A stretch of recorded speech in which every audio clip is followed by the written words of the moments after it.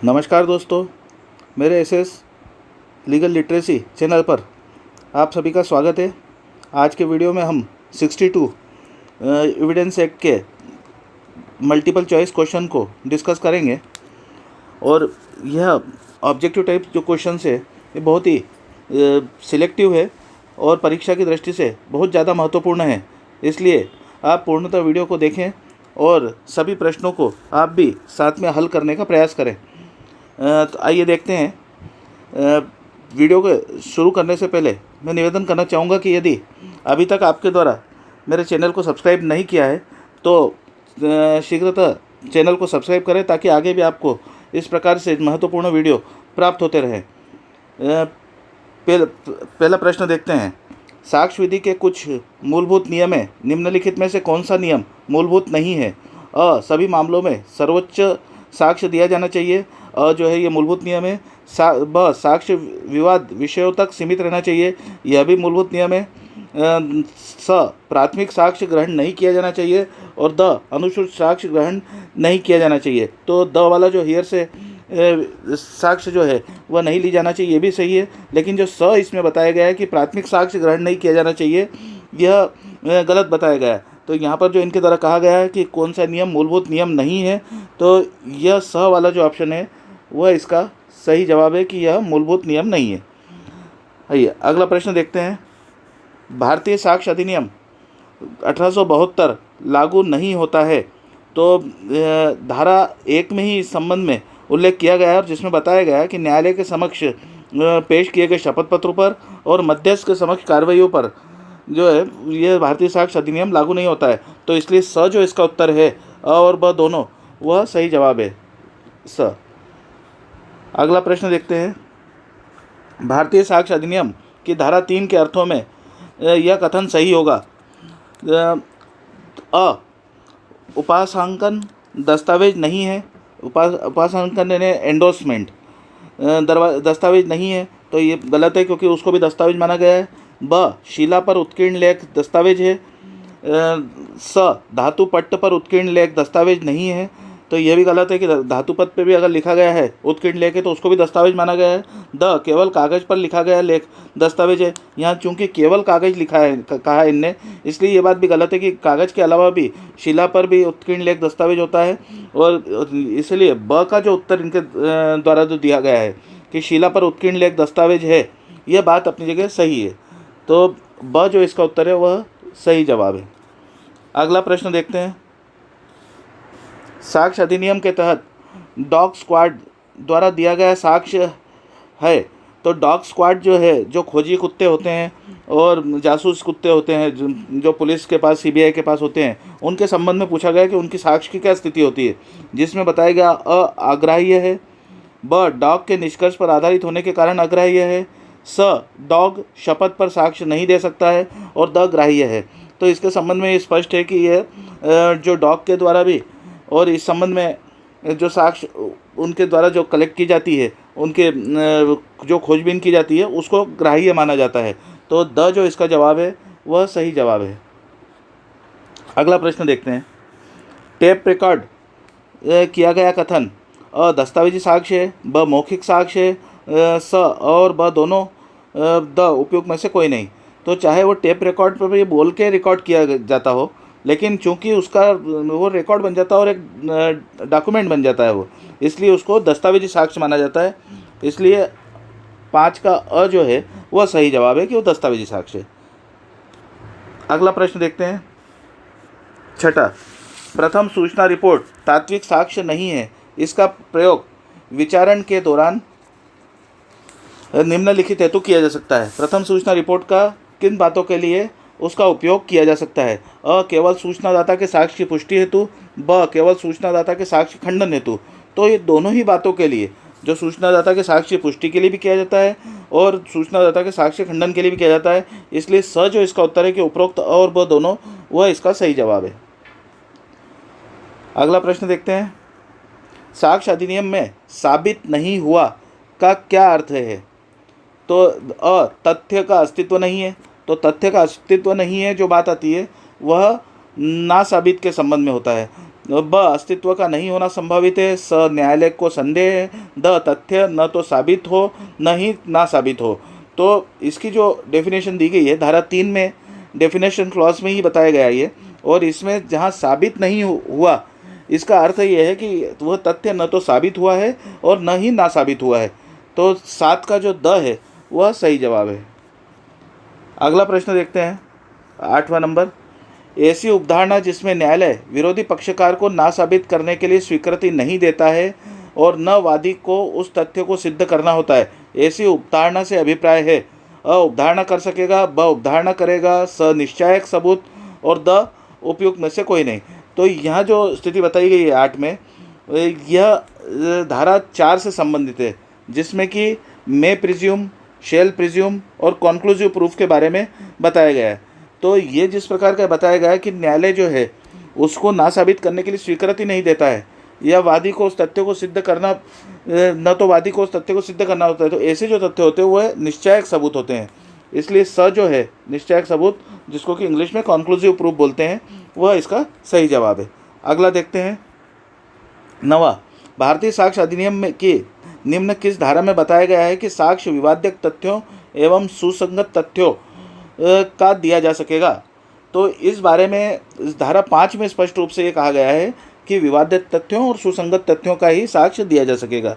तो इसका स जो है वह सही जवाब है धारा प्रश्न 9 का। अगला प्रश्न देखते हैं, 10। भारतीय साक्ष्य अधिनियम की किस धारा में उपबंधित है कि तथ्य जो एक ही संव्यवहार के भाग है सुसंगत है।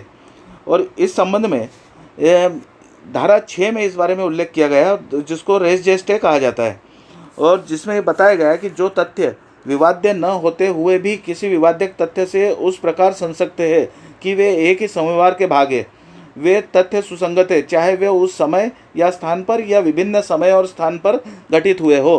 तो यहाँ जो धारा 6 है वो इससे संबंधित है, रेस जेस्ट से।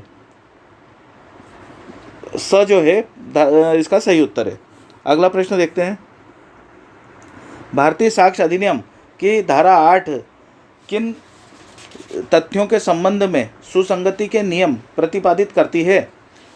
अ हेतु, बी तैयारी, स पूर्ववर्ती या पश्चातवर्ती आचरण और द उपयुक्त सबूत सभी। तो धारा 8 में जो है ये तीनों बातों का उल्लेख किया गया है, हेतु, तैयारी, पूर्ववर्ती या पश्चातवर्ती आचरण। तो तीनों बातों का जो है समावेश है, इसलिए द जो इसका उत्तर है वह सही जवाब है। मतलब इन तीनों से, हेतु, तैयारी या पूर्ववर्ती पश्चातवर्ती आचरण से संबंधित यदि कोई तथ्य है तो धारा 8 के अनुसार उन तथ्यों को सुसंगत तथ्य होना माना जाता है और उनके संबंध में साक्ष्य दी जा सकती है। तो द जो है इसका सही जवाब है। अगला प्रश्न देखते हैं, एक मामले में अनुसंधान के दौरान आयोजित पहचान परेड भारतीय साक्ष्य अधिनियम की किस धारा के अंतर्गत साक्ष्य में ग्राह्य है? तो पहचान परेड जो है वह धारा 9 के अंतर्गत होती है। अब जैसे हमने देखा कि धारा 6 अ जो दिया है धारा 6, तो धारा 6 रेस जेस्ट के संबंध में है, जिसमें हमने बताया कि एक ही संव्यवहार का भाग होने वाले तथ्य की सुसंगति के बारे में है। धारा 7 की बात आती है तो वे तथ्य जो विवादित तथ्यों के प्रसंग, हेतु या परिणाम है वो उससे संबंधित है। धारा 8 में हमने अभी इससे पहले ही देखा कि हेतु, तैयारी और पूर्व या पश्चात का आचरण जो है वह धारा 8 में देखा जाता है। और धारा 9 में सुसंगत तथ्यों के स्पष्टीकरण या पुनर्स्थापना के लिए आवश्यक तथ्य। तो यहाँ स्पष्टीकरण वाली जो बात आती है इसको वो धारा 9 में पहचान परेड के संबंध में उल्लेख किया गया है। शिनाख्त कार्रवाई भी कही जाती है उसको। 12 का द जो है वह सही जवाब है। अगला प्रश्न देखते हैं, बलवा के लिए विचारित किया जा रहा और उसका भीड़ के आगे आगे चलना साबित है। भीड़ की आवाज़ असुसंगत है क्योंकि सामान्य परिकल्पना के बारे में षड्यंत्रकारियों के द्वारा कही गई या गड़र बातों से संबंधित है। ब संव्यवहार की प्रकृति को स्पष्ट करने के लिए सुसंगत है। स हेतु या तैयारी स्पष्ट करने होने के कारण सुसंगत है। द तथ्यों के कारण अवसर परिणामों को स्पष्ट करने वाले होने के कारण सुसंगत है।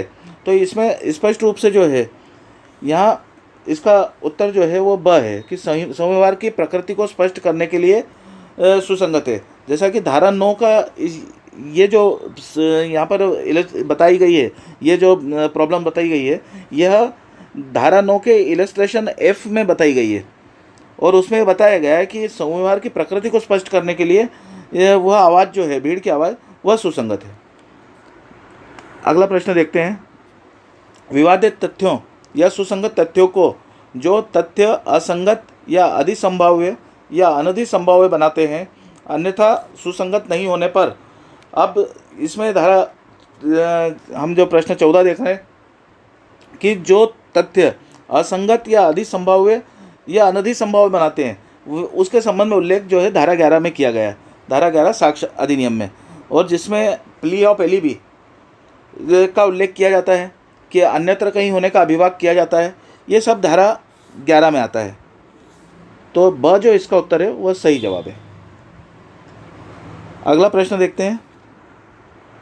स्वीकृति उसे करने वाले पर बंधनकारी होती है। जहाँ तक वह तथ्यों से संबंधित है, जहाँ तक वह विधि से संबंधित है। स तथ्य व विधि दोनों से संबंधित है। द उपयुक्त में से कोई नहीं। तो ये यदि कोई स्वीकृति है तो यदि वह तथ्यों से संबंधित है तो जो व्यक्ति उसको करता है उस पर वो बंधनकारी होती है। और स्वीकृति के संबंध में साक्ष्य अधिनियम की धारा 17 से 23 तक में सारे प्रावधान दिए गए हैं, तो उसमें स्वीकृति के बारे में बताया गया है। हाँ, विधि के संबंध में अगर कोई स्वीकृति देता है तो उसका कोई महत्व नहीं है। तथ्यों के संबंध में स्वीकृति होगी तो वह बाध्यकारी होगी। तो इसलिए अ जो इसका उत्तर है वह सही जवाब है। अगला प्रश्न देखते हैं। भारतीय साक्ष्य अधिनियम के निम्नलिखित उपबंधों में इलेक्ट्रॉनिक अभिलेख की विषय वस्तु के बारे में मौखिक स्वीकृतियों का प्रावधान है। तो मौखिक स्वीकृतियों का प्रावधान इस संबंध में कहाँ पर दिया गया है?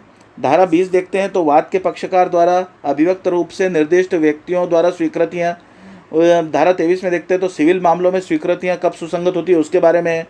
22A जो है वह इलेक्ट्रॉनिक लेखों के विषय वस्तु के बारे में मौखिक स्वीकृतियों का प्रावधान जो है वह 22A में दिया गया है। और 22B वाला जो ऑप्शन है तो 22B की कोई व्यवस्था उसमें एविडेंस एक्ट में नहीं है। तो इसलिए 16 का 22A जो है वह सही जवाब है। अगला प्रश्न देखते हैं। ग्रामीण महिला दुर्व्यवहार के मामले में भय से ग्राम पंचायत में अपने सास की हत्या का अपराध स्वीकार करती है। क्या यह संस्वीकृति ग्राह्य होगी? अ न्यायिकेतर संस्वीकृति की तरह। ब स्वैच्छिक न्याय नहीं होने के से अग्राह्य। स समर्थन साक्ष्य है अन्य साक्षियों के कथन का। द आंशिक रूप से ग्राह्य।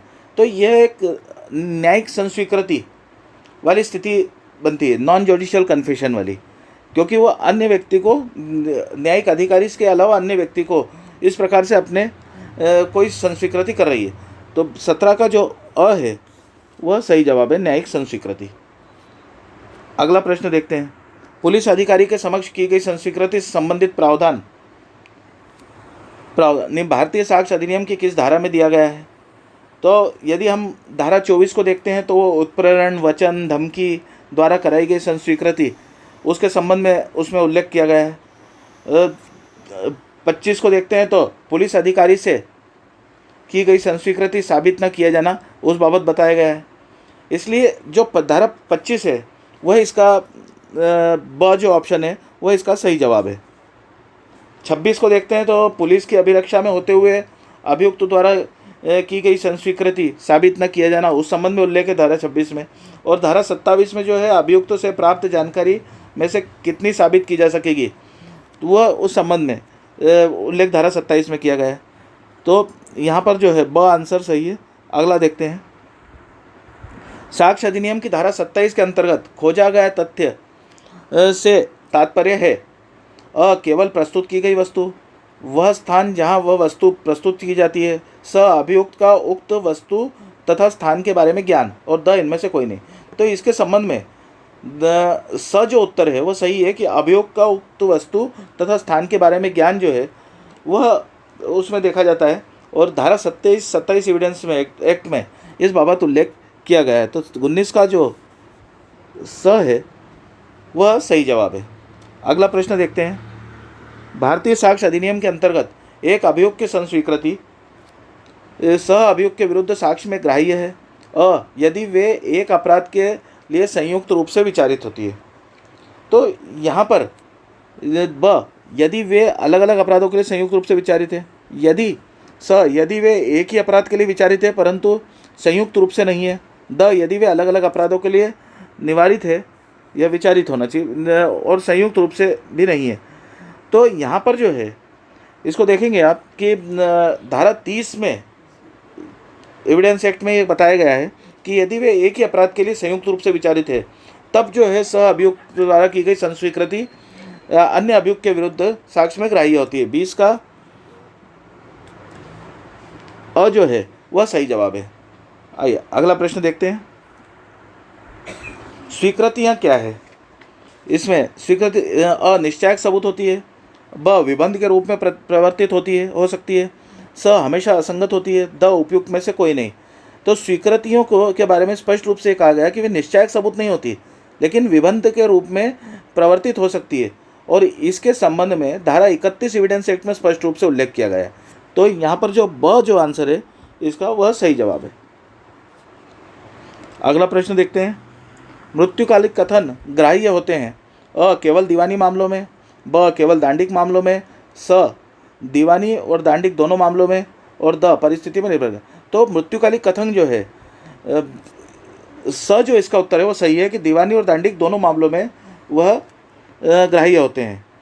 धारा 32 एविडेंस एक्ट में इस बाबत पूरी व्यवस्था दी गई है, जिसमें बताया गया है कि यदि कोई व्यक्ति नहीं मिलता है, यदि वो मृत हो गया है, या उसको जो है साक्ष्य के लिए नहीं बुलाया जा सकता है, या ऐसी कोई स्थिति निर्मित होती है, तो उसके द्वारा दिए गए कथन जो है वह बतौर मृत्युकालिक कथन भी उनको साक्ष्य में ग्राह्य किया जा सकता है। तो स जो इसका जवाब है वह सही जवाब है। अगला प्रश्न देखते हैं। प्रथम सूचना प्रतिवेदन लिखाने वाले की मानसिक योग्यता का प्रमाण पत्र किए बिना पुलिस अधिकारी द्वारा प्रथम प्रतिवेदन के रूप में अभिलिखित मृत्युकालिक कथन, यदि मानसिक योग्यता का प्रमाण पत्र नहीं भी लिया गया है तो इसके संबंध में क्या, अगर नहीं लिया गया तो उसका क्या इफेक्ट रहेगा, ये देखने का। अ मृत्युकालिक कथन नहीं माना जा सकता, ब साक्ष्य में नहीं पढ़ा जा सकता, स मृत्युकालिक कथन माना जा सकता है, द साक्ष्य में ग्राह्य नहीं हो सकता है, तो नहीं किया जा सकता है। तो इसके संबंध में स जो है मृत्युकालिक कथन माना जा सकता है, उसको ये बताया गया है। मतलब अगर मानसिक योग्यता का प्रमाण पत्र नहीं भी लिया है तो वैसी स्थिति में भी अगर ऐसा कोई कथन है तो फिर उसको मृत्युकालिक कथन माना जा सकता है। अगला प्रश्न देखते हैं। किसी घायल व्यक्ति का कथन मृत्यु पूर्व कथन के रूप में अभिलिखित किया जाता है, परंतु यदि वह जीवित रह जाता है तो भारतीय साक्ष्य अधिनियम के किस उपबंध के अधीन वो कथन ग्राह्य हो? तो इसके संबंध में स्पष्ट है कि अगर वो व्यक्ति जिसने ऐसी स्थिति में कथन दिया है और ऐसा प्रतीत हो रहा है कि उसकी मृत्यु भी हो सकती है, और उसके कथन को जो है मृत्युकालिक कथन के रूप में लिया जाता है, लेकिन उसकी मृत्यु नहीं होती और वो जीवित रह जाता है, तो धारा 157 के अंतर्गत उस कथन को जो है उसको लिया जा सकता है और उसके ऊपर विचार किया जा सकता है। जैसे 32(1) हम अ को देखते हैं तो डाइंग डिक्लेरेशन के बारे में, धारा 85 को हम देखते हैं तो मुख्तियारनामों के बारे में, उपधारणा के बारे में बताया गया है, धारा 144 को हम देखते हैं तो लेखबद्ध विषयों के बारे में साक्ष्य है, और लेकिन 157 में ये है कि formal statement of witness may be proved to corroborate later testimony as to same facts, इसके बारे में बताया गया है। तो इसलिए धारा 157 जो है इसका सही जवाब है, द ऑप्शन जो है इसका सही जवाब है। अगला प्रश्न देखते हैं। एक वाद में एक साक्षी के परीक्षण और एवं प्रतिपरीक्षण के उपरांत वाद पत्र सक्षम अधिकारिता वाले न्यायालय में प्रस्तुत किए जाने के लिए वापस किया गया। उस न्यायालय में कार्रवाई प्रारंभ होने के पूर्व साक्षी की मृत्यु हो गई, उसकी अभिसाक्ष्य। अब यहाँ ये जो परिस्थिति बताई गई है ये धारा 33 के हिसाब से परिस्थिति बताई गई, और इसमें बताया गया कि उसने आपने कथन पहले दे चुका है, पूर्व में स्टेटमेंट दे चुका है वो उसके बारे में, और बाद में उसकी मृत्यु हो जाती है, तो वैसी स्थिति में उसके साक्ष्य को जो है धारा 33 के अनुसार ग्राह्य होते हैं, पढ़ा जाता है। 25 का ब जो है वह सही जवाब है। अगला देखते हैं। साक्ष्य अधिनियम में प्रांगना सुसंगत है। अब यहाँ रेस जुडिकेटा की बात आ रही है कि कहाँ पर ये साक्ष्य अधिनियम में रेस जुडिकेटा के बारे में उल्लेख किया गया है। तो इसके संबंध में कि यदि पूर्व कोई निर्णय है और उनके बारे में, तो धारा 40 जो है उसमें इस बाबत की द्वितीय वाद या विचारण के वर्जन हेतु पूर्व निर्णय सुसंगत है, इस संबंध में उल्लेख किया गया है धारा 40 में। तो यहाँ 40 जो है धारा 40 ऑप्शन जो है वो सही जवाब है। और धारा 41 में बताया गया प्रोबेट आदि के बारे में, निर्णय की सुसंगति के बारे में बताया गया है। धारा 42 में बताया गया है कि यदि धारा 41 में वर्णित से भिन्न किसी आधार पर निर्णय, आदेशों या डिक्रियों की सुसंगति के बारे में उल्लेख किया गया है। अगला प्रश्न देखते हैं। एक प्रोबेट कोर्ट का निर्णय क्या होता है? सर्वबंधी निर्णय होता है। मतलब जजमेंट इन रेम होता है, व्यक्तिबंदी निर्णय होता है, क्या जजमेंट इन पर्सोनम होता है, या निश्चय कॉन्क्लूसिव प्रूफ होता है, द विदेशी निर्णय होता है, फॉरेन जजमेंट होता है। तो यदि प्रोबेट कोर्ट का कोई निर्णय है तो उसको सर्वबंदी निर्णय, मतलब उसको जजमेंट इन रेम माना जाता है, वो सभी के ऊपर लागू होता है। तो इसका जो है वह सही जवाब है। अगला देखते हैं, जिन विषयों पर विशेषज्ञ राय देने के लिए सक्षम समझे जाते हैं वे है।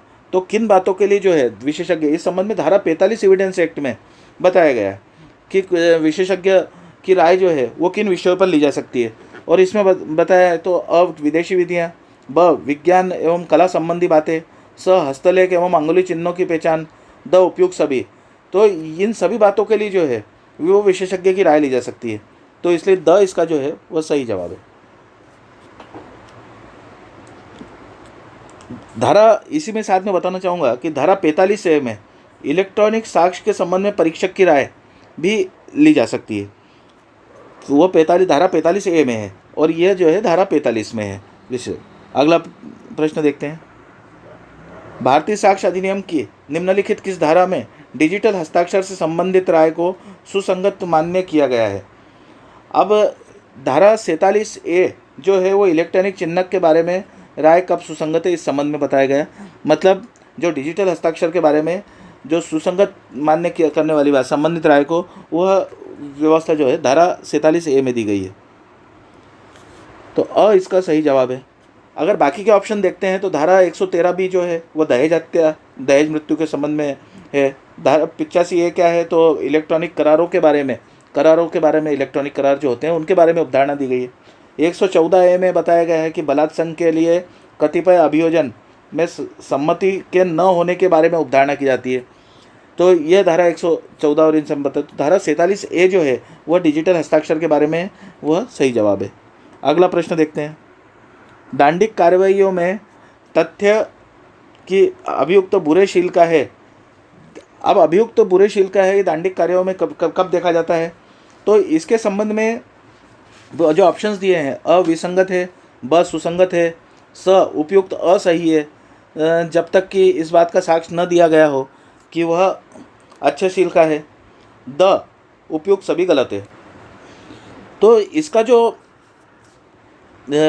उत्तर है वह स है, जिसमें बताया गया है कि वैसे तो विसंगत है कि दांडिक कार्रवाइयों में तथ्य के अभियुक्त बुरेशील का इस बारे में साक्ष्य दिया जाए, लेकिन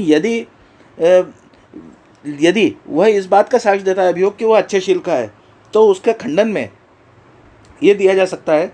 इसलिए और इस संबंध में उल्लेख जो है धारा 54 एविडेंस एक्ट में किया गया है। तो स जो है इसका सही जवाब है। अगला प्रश्न देखते हैं, प्रश्न क्रमांक 31 देखते हैं, साक्ष्य अधिनियम के तहत इनमें से किन तथ्यों को सिद्ध किया जाना आवश्यक नहीं है। अ भारतवर्ष में प्रचलित सभी विधियों को, ब सभी प्रकाशित अधिनियम, स भारत की संसद और विधानसभाओं की कार्रवाई, द उपरोक्त सभी। तो ये सभी जो बताए गए हैं वह इन सब की जो न्यायालय न्यायिक अवीक्षा ले सकता है, जुडिशियल नोटिस ले सकता है, और इसके संबंध में प्रावधान धारा 57 साक्ष्य विधि में दिया गया है। इसलिए ये सारे ऑप्शन अ ब स जो है इनको जो है सिद्ध करना आवश्यक नहीं होता है। इसलिए द जो इसका जवाब है वह सही जवाब है। आइए अगला प्रश्न देखते हैं, तथ्य जिन्हें पक्षकार द्वारा सिद्ध करना आवश्यक नहीं है वे सम्मिलित है। अब किन तथ्यों को, तो धारा 58 के संबंध में ये प्रश्न है कि जिसमें admitted facts need not to be proved, इसके संबंध में बताया गया है। और इसमें जो तथ्य जो उत्तर है कि तथ्य जो पक्षकार द्वारा सुनवाई पर या उसके पूर्व स्वीकृत किए जा चुके हो, इन तथ्यों को जो है प्रमाणित करना आवश्यक नहीं होता। अगला प्रश्न देखते हैं, निम्नलिखित में से अनुश्रुति के नियम का अपवाद नहीं है। तो अनुश्रुति मतलब हियर से विटनेस या हियर से एविडेंस, इसका जो अपवाद है वह कौन सा अपवाद नहीं है, इसको देखने के लिए, क्योंकि मृत्युकालिक कथन जो है वह हियर से विटनेस का संबंधित तथ्य तथा और कार्य, चिकित्सा विशेषज्ञ की राय और संस्वीकृति, ये चारों ऑप्शंस इसमें दिए गए हैं। तो ऑप्शन क्रमांक स जो है वह इसका सही जवाब है। तो चिकित्सा विशेषज्ञ की राय जो है वह अनुश्रुति के नियम का अपवाद नहीं है। शेष मृत्युकालिक कथन, संबंधित तथ्य तद और कार्य और संस्वीकृति जो है वह इसके अपवाद है। अगला प्रश्न देखते हैं। जहाँ अनेक दस्तावेज को एक रूपात्मक प्रक्रिया द्वारा बनाया जाता है, जैसे कि मुद्रण, शिला मुद्रण या फोटो चित्रण में होता है, वहाँ उनमें से हर एक शेष सबकी अंतर्वस्तु का द्वितीयक साक्ष्य है, शेष सबकी अंतर्वस्तु का प्राथमिक साक्ष्य है, शेष सबकी अंतर्वस्तु का प्रत्यक्ष साक्ष्य है, और शेष सबकी अंतर्वस्तु का दस्तावेजी साक्ष्य है। तो ये स्पष्ट रूप से कि अगर जहाँ पर इस प्रकार से कोई दस्तावेज तैयार किया जाता है तो वह दस्तावेज जो है वह शेष सबकी अंतर्वस्तु का प्राथमिक साक्ष्य कहलाता है। धारा 34 का जो जवाब है वह ब इसका सही जवाब है। और इसमें ये बताया गया है कि धारा 62 के स्पष्टीकरण 2 में इस बात का उल्लेख किया गया है। आगे देखेंगे, भारतीय साक्ष्य अधिनियम के निम्न धाराओं में से किसमें इलेक्ट्रॉनिक अभिलेख की विषय वस्तु को सिद्ध किया जा सकता है। अब इलेक्ट्रॉनिक अभिलेख की अंतर्वस्तु को सिद्ध करना, वह धारा 65B में इस बात का उल्लेख किया गया है। तो ब जो है वह इसका सही जवाब है। 65A में बताया गया है, धारा 65A में कि इलेक्ट्रॉनिक अभिलेख की अंतर्वस्तु धारा 65 द्वारा साबित की जा सकेगी।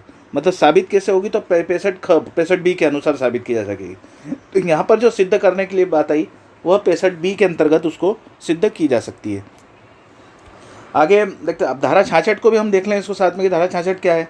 तो दस्तावेज पेश करने के लिए जो नोटिस दिए जाते हैं, जारी किए जाते हैं, उसके संबंध में है। धारा 67 जो है उसमें कहा गया कि जिस व्यक्ति द्वारा दस्तावेज हस्ताक्षरित किया जाता है उसके हस्ताक्षर से दस्तावेज साबित किया जाना चाहिए। आगे देखते हैं अगला प्रश्न। एक पंजीकृत वसीयत साबित करने के लिए यह आवश्यक होगा कि वे बुलाए जाएं। अगर कोई पंजीकृत वसीयत हुई है तो उस पर जो हस्ताक्षर करने वाले अनुप्रमाणन साक्षी होंगे वो तो 2 साक्षी होना आवश्यक है। लेकिन साबित करने की बात पूछी है कि साबित करने के लिए कितने लोगों को बुलाया जाना आवश्यक है। तो इसके लिए स्पष्ट है कि कम से कम धारा 68 एविडेंस एक्ट में 68 एविडेंस एक्ट में ये कहा गया है कम से कम एक अनुप्रमाणन साक्षी के द्वारा वसीयत को प्रमाणित किया जा सकता है। तो ब जो है वह इसका सही जवाब है। अगला प्रश्न देखते हैं। भारतीय साक्ष्य अधिनियम के किस धारा में सार्वजनिक दस्तावेज का उल्लेख किया गया है। कोई पब्लिक डॉक्यूमेंट का उल्लेख जो किया गया है वो कौन सी धारा में है। तो इसके संबंध में धारा 74 में 74 में इसमें उल्लेख किया गया लोक दस्तावेज में। अब लोक दस्तावेज कौन से होते हैं कि जो प्रभुता संपन्न प्राधिकारियों के कोई दस्तावेज है, शासकीय निकाय एवं अधिकरणों के है, भारत के किसी भाग के या कॉमनवेल्थ के या किसी विदेश की विधियां, न्यायिक या कार्यपालक लोक ऑफिसर के कार्यों के रूप में कार्यों के अभिलेख के रूप में है कोई। तो इसके अलावा प्राइवेट दस्तावेज में से भी उसमें क्या रहता है कि प्राइवेट दस्तावेज में ये बताया किसी राज्य में रखे गए प्राइवेट दस्तावेज के लोक अभिलेख भी है तो वह भी इसके अंतर्गत आते हैं। तो धारा 74 जो है इसके संबंध में बताया गया सार्वजनिक दस्तावेजों के बारे में। अगला प्रश्न देखते हैं। लोक दस्तावेज को भारतीय साक्ष्य अधिनियम के अंतर्गत साबित किया जा सकता है। लोक दस्तावेज को कैसे साबित कर सकते हैं। तो स्पष्ट है कि प्रमाणित प्रतिलिपि के माध्यम से उसे साबित किया जा सकता है। इस संबंध में धारा 76 में 76 में उल्लेख किया गया है। तो अ इसका जो जवाब है वह सही जवाब है। अगला प्रश्न देखते हैं। भारतीय साक्ष्य अधिनियम की किस धारा में प्रमाणित प्रतियों के असली होने के बारे में उपधारणा दी गई है।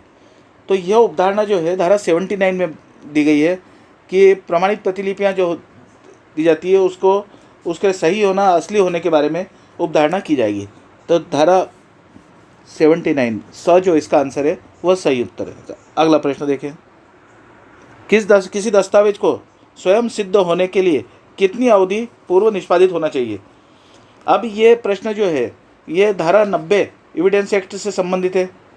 और धारा 90 एविडेंस एक्ट में बताया गया कि 30 वर्ष पुराना यदि कोई दस्तावेज है जो प्रॉपर कस्टडी से आता है तो उस दस्तावेज को प्रॉपरली निष्पादित होना न्यायालय उपधारणा कर सकेगी, उसे मान सकेगी। तो इसलिए धारा 90 के हिसाब से जो 30 वर्ष का दस्तावेज, इसमें स जो है आंसर वह इसका सही जवाब है।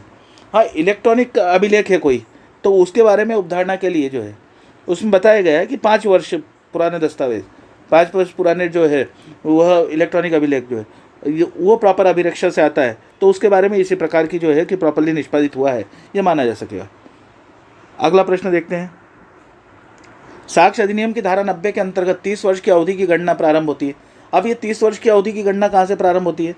तो इसके लिए स्पष्ट रूप से इतना है कि जो स में बताया गया है कि उस दिनांक से जब साक्ष्य में प्रस्तावित किया जाता है और उसकी वास्तविकता प्रमाण का विषय बनती है, तो वहाँ से इसकी गणना जो है वो प्रारंभ होती है। तो धारा 41 का उत्तर जो है वह सही जवाब है। अगला प्रश्न देखते हैं। निम्न में से किस धारा को भारत में दीवानी मामलों की रीढ़ की हड्डी कहा जाता है? अब रीढ़ की हड्डी जो है इसको सेक्शन 91, इसको जो है भारत में दीवानी मामलों की रीढ़ की हड्डी कहा जाता है। और इसके 91 में सिर्फ ये कहा गया है कि जहाँ लिखित दस्तावेज हैं या जहाँ दस्तावेज का लेखबद्ध होना आवश्यक है या उसके संबंध में कोई दस्तावेज लेखबद्ध किया गया है, तो उन बातों को जो है उस लेखबद्ध दस्तावेज के माध्यम से ही प्रमाणित किया जाएगा। तो ब जो है इसका आंसर वह सही जवाब है। अगला प्रश्न देखते हैं। अ पर रेल से बिना टिकट यात्रा करने का आरोप है। यह साबित करने का भार कि उसके पास टिकट था। अ अभियोजन पर है, ब अभियुक्त पर है, स परिवादी पर है, द अभियोजन पक्ष साक्षी पर है। यहाँ धारा 106 एविडेंस एक्ट से संबंधित ये प्रश्न है और इसमें जनरली क्या होता है कि अभियोजन के ऊपर प्रमाण भार होता है कि अभियुक्त द्वारा कोई अपराध किया कि नहीं, लेकिन जहाँ विशेषतः ज्ञात तथ्य को साबित करने का भार की बात आती है वहाँ उस व्यक्ति को जिसको कि इस बारे में नॉलेज है, तो अभियुक्त इस संबंध में कि उसके पास टिकट है या नहीं, इसको प्रमाणित करने का भार जो है वह अभियुक्त के ऊपर होता है। इसलिए ब जो है इसका आंसर सही आंसर है। अगला प्रश्न देखते हैं।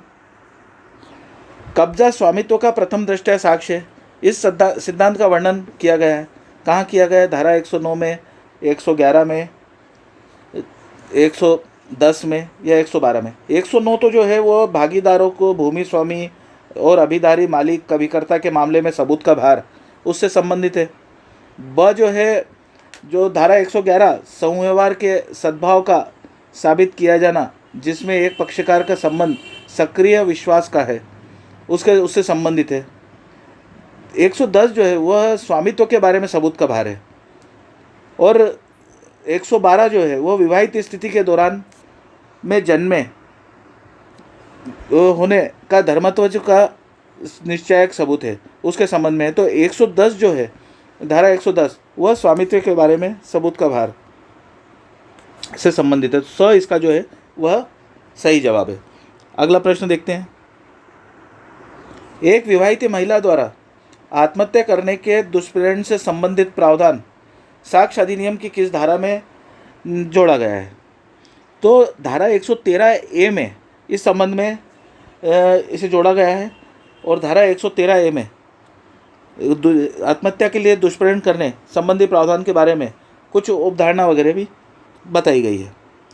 7 वर्ष के अंदर विवाह से 7 वर्ष के अंदर किसी प्रकार से कोई प्रताड़ना कारित हो और जिससे कि वह आत्महत्या कारित कर ले, और ये सब बातों का उल्लेख इसमें किया गया है। तो धारा 113A जो है वह इसका सही जवाब है। अगर हम दूसरी देखते हैं साथ में कि धारा 113B तो दहेज मृत्यु से संबंधित है। धारा 110 अभी हमने ऊपर पढ़ा है कि स्वामित्व के बारे में सबूत के भार से संबंधित है। धारा 113 जो है वह राज्य क्षेत्र में अभ्यर्पण का सबूत है उसके संबंधित है। आइए अगला प्रश्न देखते हैं।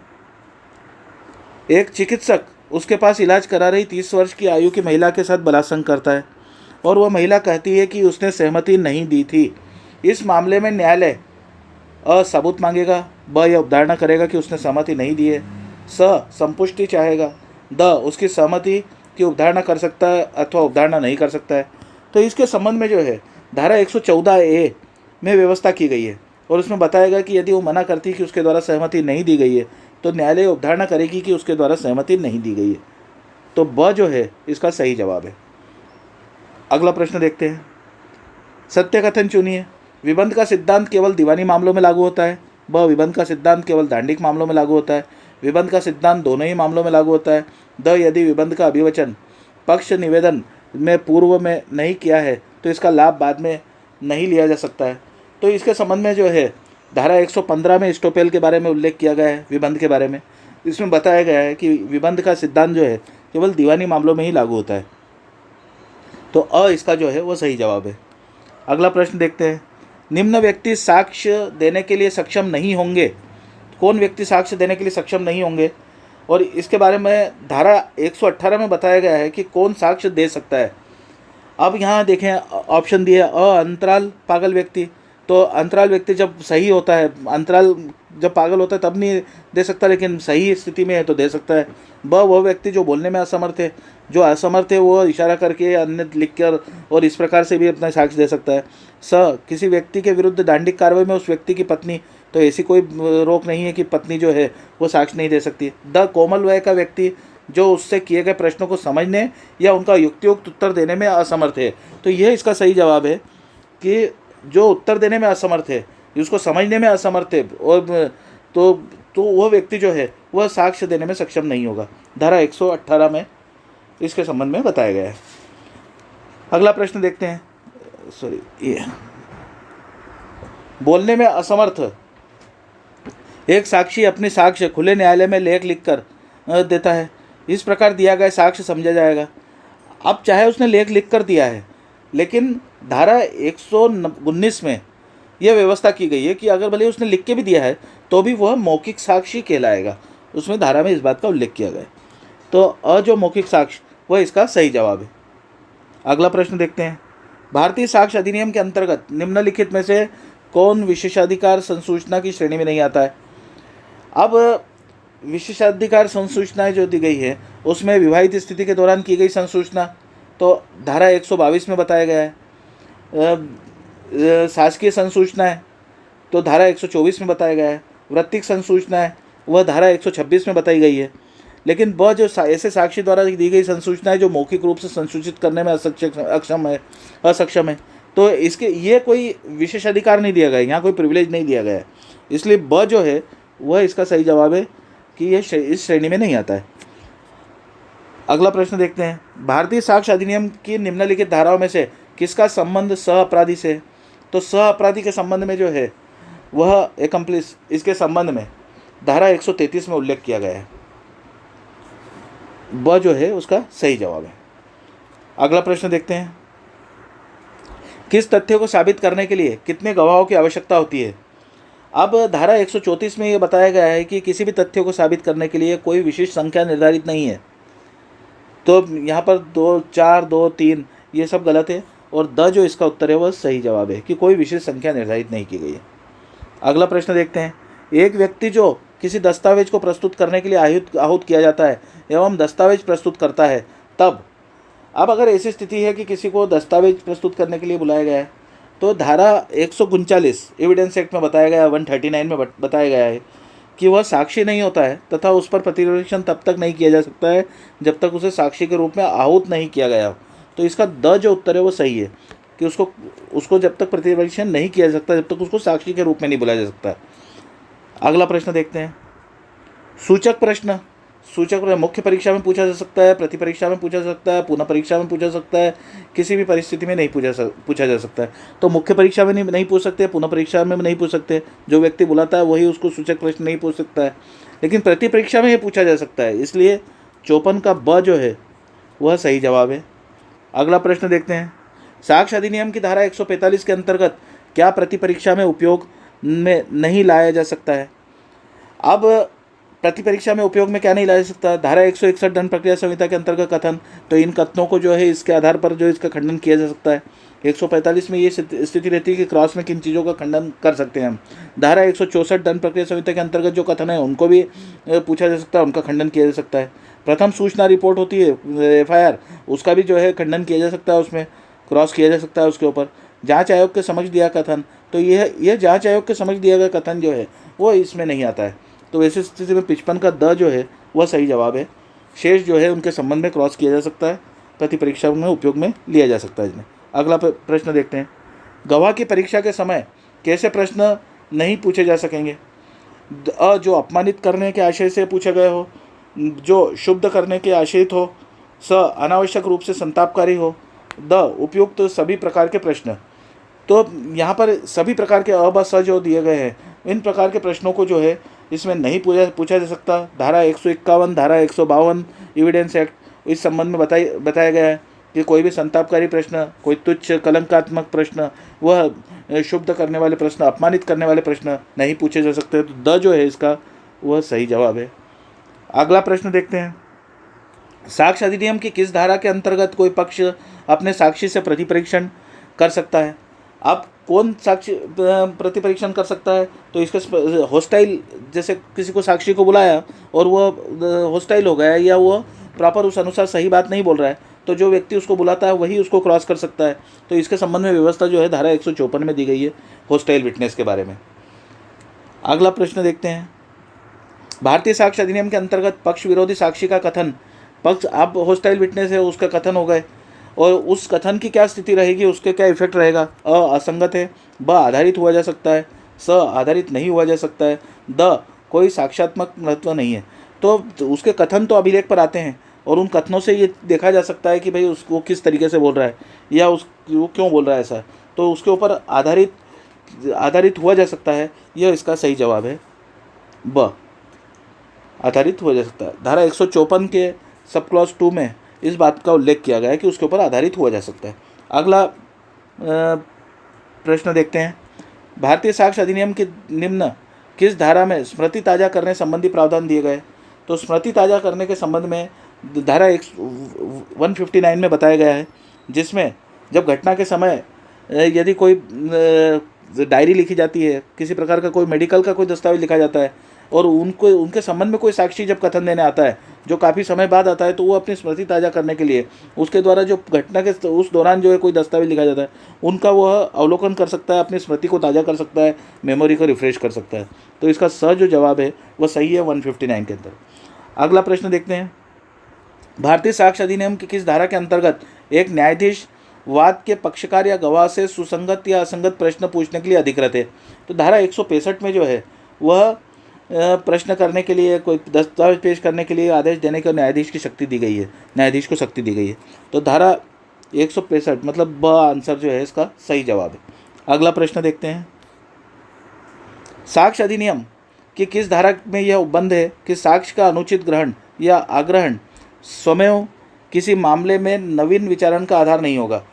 तो इस संबंध में स्पष्ट रूप से बताया गया है कि कोई साक्ष्य ग्रहण की गई है, उसका आग्रहण किया गया है, लेकिन उससे नवीन विचारण का ही कोई आधार नहीं बनता है।